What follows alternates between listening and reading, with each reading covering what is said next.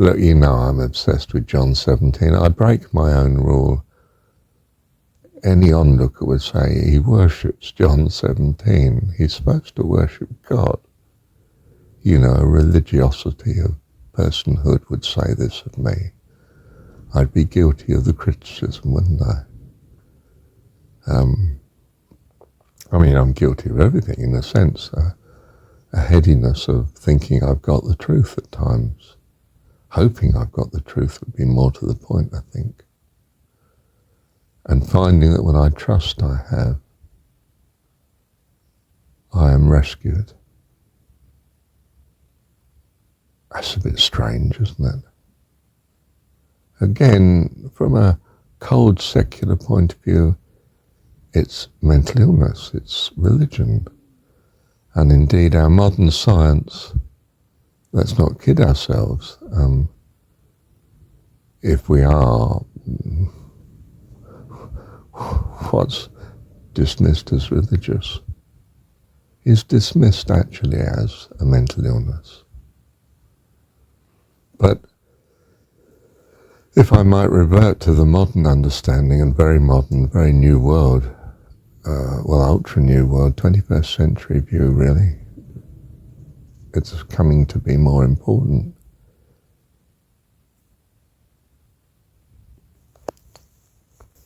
Is the view that all mental illness is in fact simply a response to, well, tragedy.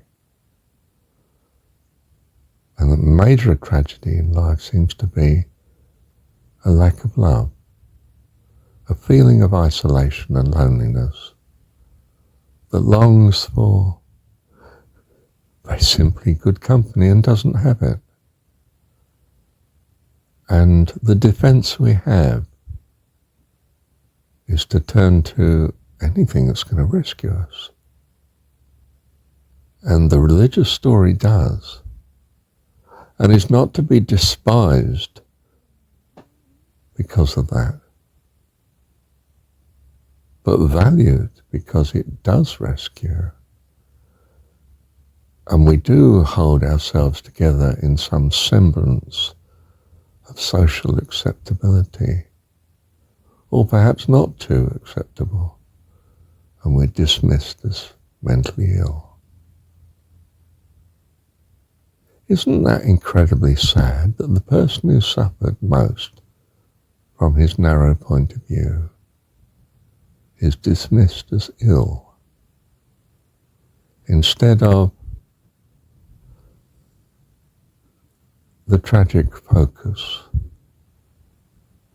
of what we might call in secular terminology mishaps, you know, went bankrupt, say, or wife left, or dearest ones died.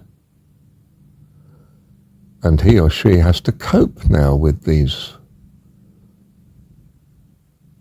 passionate sorrows of life.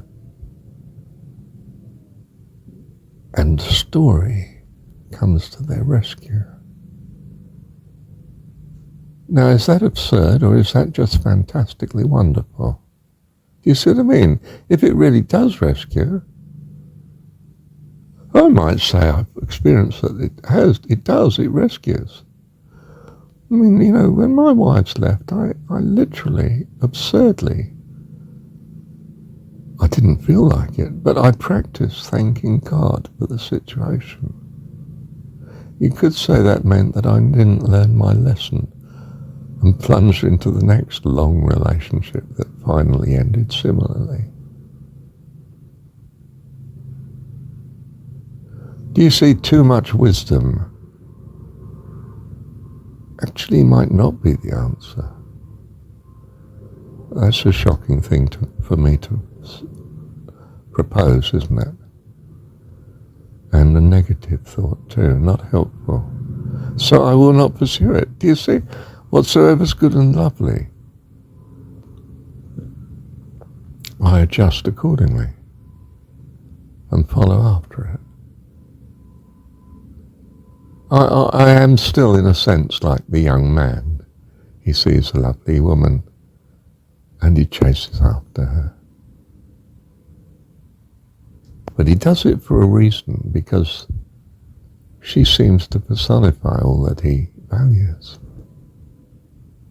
So he wants to give his life and his whole being to her, and delights in caring and valuing her. Well, especially when she responds by appreciating it with all her heart as well. It's the stuff of romance and love stories. And yes, many of them end. Well, like the Buddhists have said, everything in this world comes to an end. That was a very realistic observation, wasn't it? I don't want to be negative here, but it's astonishing insight, isn't it, that everything here is transitory. I turn it round, of course, from my view of the story, which is that it's a great blessing we can practice and find things that go wrong and are appalling and desperate.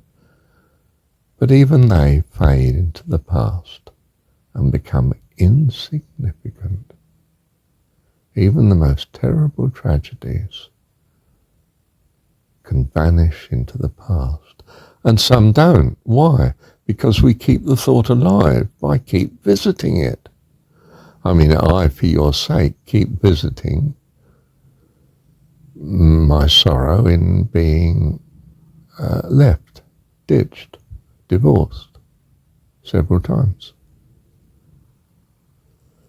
And I visit it not because I've I hope, a longing to hang on to it like grim death, but to say we don't need to. You know, to say not only that we don't need to, but that I've found one doesn't need to. I've suffered such and got through it.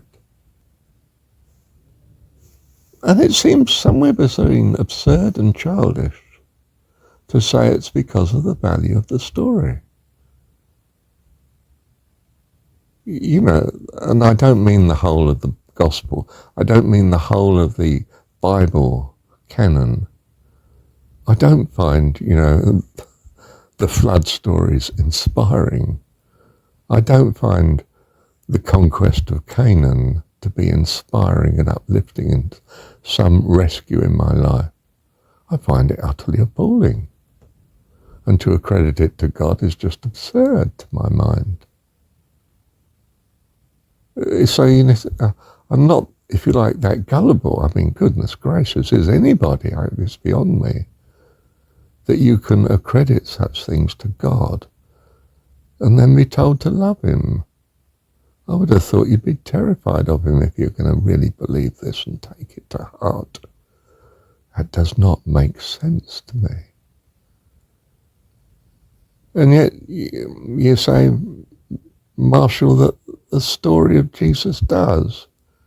Yes, I find that inspiring.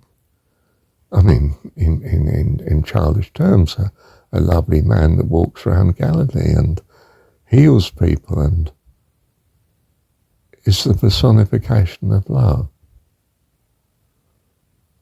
which I don't find the prophets to be. In the Old Testament, I don't find them the personification of love in what they say. Fire and judgment and what we see in the New Testament in the form of the book of Revelation. I find it an appalling book. I don't want to touch it with a barge pole. Oh, don't get me wrong, it's got various things that might be enlightening or helpful in it, but there's too much of the things that I find anything but godly, for goodness sake. Here I stand. I focus on John 17. How lovely this, if he's supposed or if he's real, but I suspect he's supposed, this wonderful person praying for us. You, praying for you and me, personally, eternally, by the grace and the goodness of the view of God that he has in the story.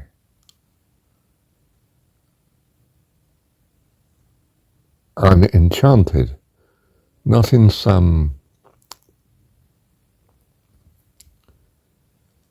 young man in the street falling in love with some young woman, young girl, but in the sense of there's something here that I value and has rescued me. And I don't know how it can be in a story and how it's come to be written and whether it ever was any trace of history. But I know whom I have believed and am persuaded that he is able to keep that which I've delivered unto him against that day. To the words of a Christian song, of course, a hymn.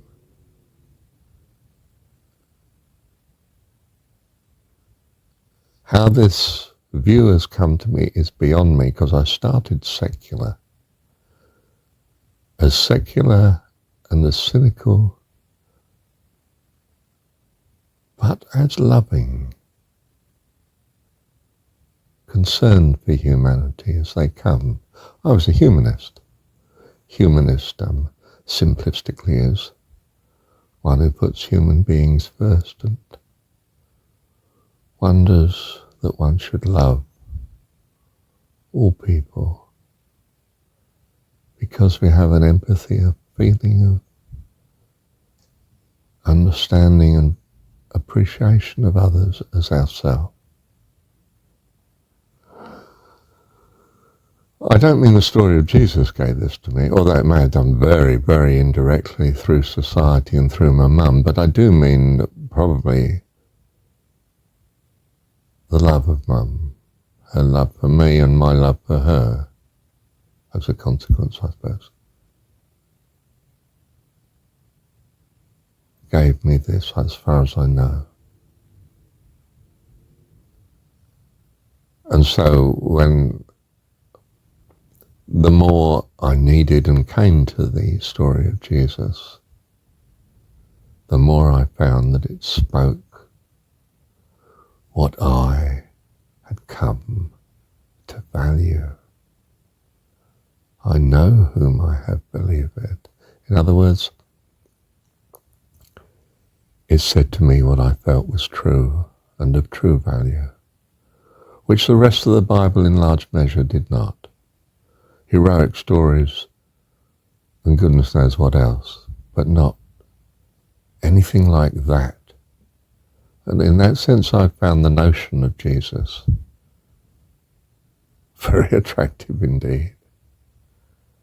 It personifies my view of the story, personifies what I've seen to value at heart.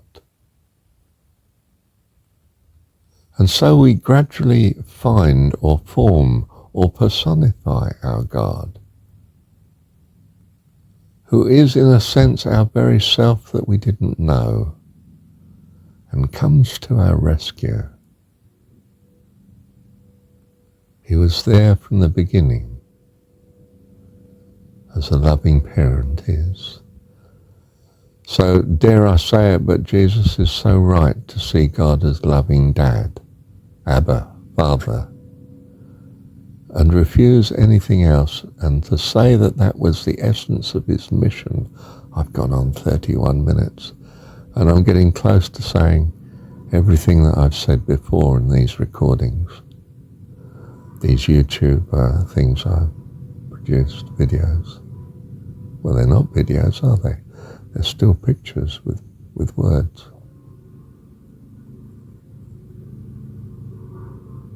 I'm going to stop there. I've said more than can be absorbed at a stroke, haven't I? Love you, Heavenly Dad. Thank you, Dad.